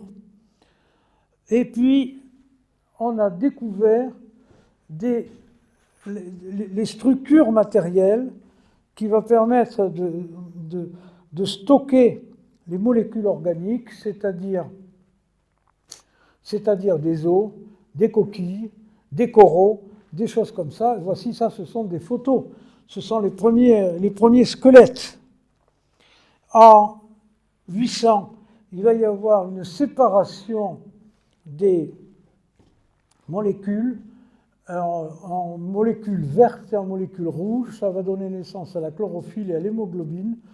Et comme il va y avoir une période de gel à moins 50 degrés, vous voyez un peu la température comme elle bougeait en ce temps-là, et cette couche de glace va servir pour bloquer les ultraviolets solaires, et c'est là que toute la partie microbienne de la Terre va se développer sous la glace. Alors ça nous donne des cellules comme ceci, je n'insiste pas, et ici, c'est les premiers organismes qui vont créer des membranes que l'on voit de cette façon. Les cellules vont se regrouper entre elles. Je vais terminer là-dessus, mais j'aurais voulu vous montrer quelque chose. Les systèmes organisés vont commencer à apparaître. En particulier, il va y avoir des cellules qui vont s'empoisonner entre elles, donc il va y avoir des constitutions, des sortes de tuyaux comme ceci qui vont permettre d'évacuer les déchets. Alors les déchets, ce sera des déchets de réplication de cellules au début, et ça va créer tout un système qui va être, vous voyez, avec le rouge de la vie, le vert également, les pigments qui vont pouvoir filtrer certains rayonnements, qui vont provoquer la couleur des organismes qui sont en constitution. Et ça va nous donner ici, alors tous les éléments, tout ce qui concerne la vie sur la planète, sont sur les mêmes structures. C'est l'évolution et l'environnement qui va séparer des espèces, qui va faire qu'on va avoir n'importe quoi, un papillon, un crocodile, etc. Alors c'est donc une organisation en tuyau. Vous voyez que c'est très simple. Ça c'est un tuyau animal. Alors l'un va, et ça c'est un tuyau végétal. Là on a un système décentralisé, c'est-à-dire qui va se régénérer et qui va créer de l'humus qui va alimenter les racines. Et ceci va capter les rayons du soleil par nucléosynthèse, va pouvoir avoir une circulation de sève, un peu analogue à la circulation sanguine. Et ici, il va y avoir, comme les protéines ne sont pas stockées, il va falloir alimenter ceci par un estomac. Bon, là, je ne rentre pas dans les détails. Les éléments vont être, avec d'autres protéines, filtrés pour rentrer dans la circulation qui va dispatcher un peu partout l'énergie, et certains vont remonter lorsqu'il va y avoir certains gaz vers le haut et d'autres et les déchets vers le bas. C'est le même principe. Tous les organismes fonctionnent comme ça, que ce soit la mouche drosophile ou un éléphant. Ça va nous donner toute la configuration de la Terre, va avoir une influence sur les animaux et sur les plantes qui vont être créées, et ça va être la fameuse dérive des continents. Vous voyez ici l'Afrique, on ne la voit pas bien. Vous voyez ici l'Australie qui était accolée dans tout un système qu'on appelait le Gondwana, qui va se séparer en deux. D'un côté, il va y avoir l'Australie, il va y avoir l'Inde qui va remonter et se taper sur la croûte qui se trouve en haut, qui va créer l'Himalaya, etc. Et donc les éléments, on pourrait le montrer, vont avoir une influence directe sur la constitution des systèmes, et ça va nous donner, et je vais m'arrêter là, l'explosion cambrienne. Nous sommes à moins 500 millions d'années. Tout le système va se créer dans l'océan primitif, et 200 millions plus tard, certains éléments vont sortir. Ces éléments, ça sera des poissons surtout, que l'on va avoir là. Alors maintenant, on sait où on va, parce qu'on a les fossiles de tout ça, dont on peut le dessiner. Alors on va avoir des poissons. Ces poissons vont finir progressivement par sortir de l'eau, et leurs nageoires, en essayant d'aller sur des bordures de littoral, vont devenir petit à petit nos mains, nos bras, nos jambes. C'est la raison pour laquelle, comme les poissons fonctionnent un peu en godille, comme les crocodiles maintenant, que nous avons une symétrie bilatérale, c'est-à-dire avec 2 yeux, 2 oreilles, 2 narines, etc. Voilà, je m'en arrête là et je vous remercie.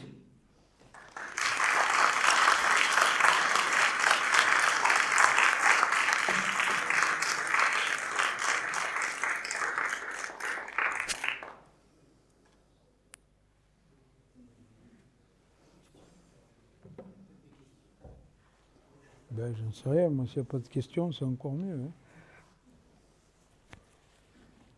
Tu te mets le masque. Il y a des questions peut-être. On constate simplement que cette présentation, ça représente vraiment Bernard un énorme travail. C'est à peu près 6 mois de boulot, évidemment pour faire le nombre de slides. Ils sont tous assez impressionnants l'un et l'autre. Vraiment, je veux te remercier pour cet énorme travail. Est-ce qu'il y a des questions? Et Dieu dans tout ça. Non, c'est pas ça. Non, c'est pas ça. Oui, je félicite Bernard parce qu'effectivement, comme tu l'as dit, c'est un travail gigantesque et ça rassembler, je ne sais pas si on entend d'ailleurs, rassembler toutes ces salles. Alors, je connais un peu de biologie, je ne connais pas beaucoup d'astronomie. Je voulais poser une question. Qu'est-ce que ça signifie? J'ai été très surpris de voir qu'il y avait de l'ARN sur des météorites. Ben, c'est une découverte. Hein. Qu'est-ce que ça signifie? Eh ben, ça signifie qu'il y a des acides aminés. Ouais. Ça signifie qu'il y a des... Pour préciser ma question, j'ai toujours entendu dire dans le cadre de Vega que les conditions de naissance de la vie étaient très particulières, qu'on les trouvait vraiment sur Terre, hein, et que on pense que c'était difficile de les trouver ailleurs. Ben oui, mais il y a un ailleurs quand même, mais on ne sait pas comment est cet ailleurs. Soit c'est simplement des éléments, c'est-à-dire des acides aminés, tous ces machins-là. On a découvert, la première météorite qui a été découverte comme ça, on a découvert 11 types d'acides aminés. Sur les 20 qu'il faut, c'est déjà plus de la moitié. Et si j'avais eu plus de temps, si j'avais voulu avoir plus de temps, mais je vous aurais endormi, la conclusion de cela, vous avez à Orléans une unité du CNRS qui est dirigée par André Braque, et sa conclusion est de dire il faut tellement et tellement de conclusions, de conditions, qu'on peut se poser la question, si on n'arrive pas à capter d'ici la fin du siècle un signal dont on prouve qu'il est né d'une intelligence, on va finir par croire qu'il n'y en a peut-être pas d'autres. Et ça, c'est des découvertes récentes. Parce que quand on voit tout ce cinéma, encore vous n'avez pas tout vu, mais après c'est secondaire. La vie a été lancée, après c'est fini. De tout ce qu'on a vu là, après c'est facile et on connaît à peu près. Mais le fait qu'on trouve d'abord dans les nuages moléculaires des supernovas quand même tous les composants, on l'a vu là, bon, étant donné qu'il y a des étoiles, ces étoiles, elles explosent dans des nuages moléculaires, il y en a partout. Ça fait la joie des astrophotographes, ça. On l'a vu là avec quelques photos de Pascal, de Philippe et d'autres, où l'on voit des nuages moléculaires, il y en a partout. Donc, et de la gravité, il y en a partout, par définition. Donc, il doit quand même y avoir des systèmes. Mais pour qu'il y ait des systèmes comme ça, il faut qu'il y ait une étoile qui soit stable. Or, les étoiles ne sont pas très stables, parce que pour faire tout ce bazar, il a quand même fallu plus de 4 milliards et demi d'années, et qui a fini par empiler des histoires, et empilant ces histoires, c'est devenu les archives de l'ADN. Et ce n'est que tout récemment, vous l'avez vu là, qu'on arrive à comprendre un peu comment la mécanique s'est formée. C'est des inventions extraordinaires.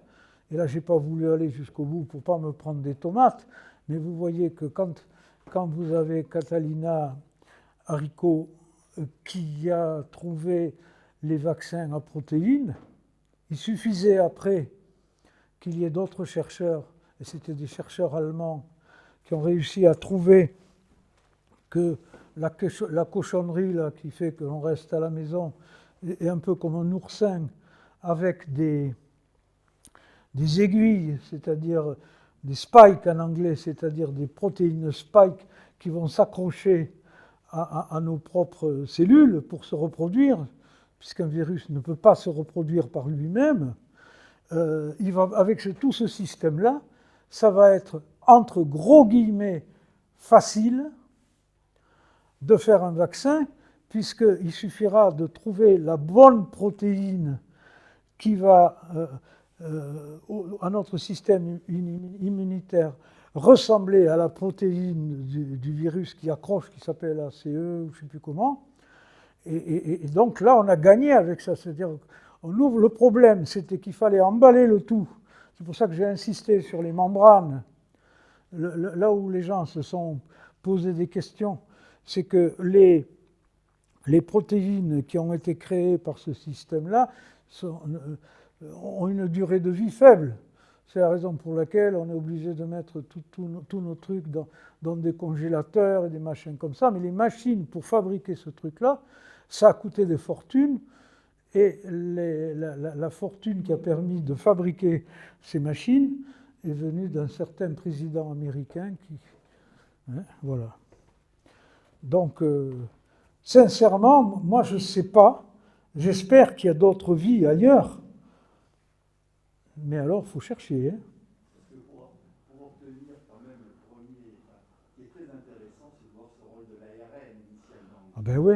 Initialement très différent du rôle de l'ARN aujourd'hui dans le fonctionnement de la... Bien sûr, ouais. Or, Ah oui, oui, oui. Donc c'est pour ça que la présence d'ARN sur météorites m'a Non, il intrigué. n'y a pas de présence d'ARN sur les météorites, t'as jamais dit ça. Ah, j'avais cru comprendre. Non, non, c'est uniquement les acides aminés. Ah non, les acides aminés, oui, oui. C'est les acides aminés. Oui, oui, oui. Oui, oui. C'était la matière c'était la matière première. Oui, oui. Oui, oui. Oui, oui. C'est la matière première. Mais bon, c'est peut-être moi qui ai dit une bêtise. Hein. Non, non, mais c'est vraiment, oui, c'est ce que tu dis, c'est les acides aminés. La matière première, c'était les fameux acides aminés. C'est ça qu'il faut retenir. Bon, j'ai pas voulu aller plus loin, mais après, là, c'est une belle histoire, si vous voulez, mais c'est secondaire. Moi, j'ai voulu parler, parce que généralement, dans des conférences, on parle toujours d'un sujet bien précis, bon, c'est bien, mais enfin, naviguer pour voir comment toutes les choses s'arrangent, ça me paraît aussi intéressant.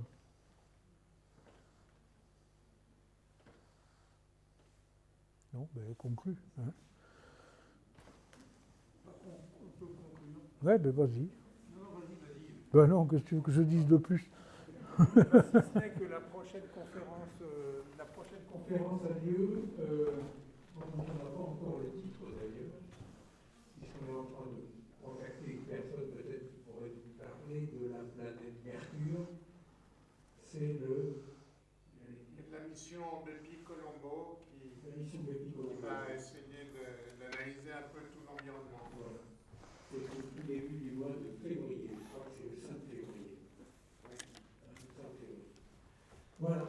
Très bonne soirée à tous. Merci beaucoup.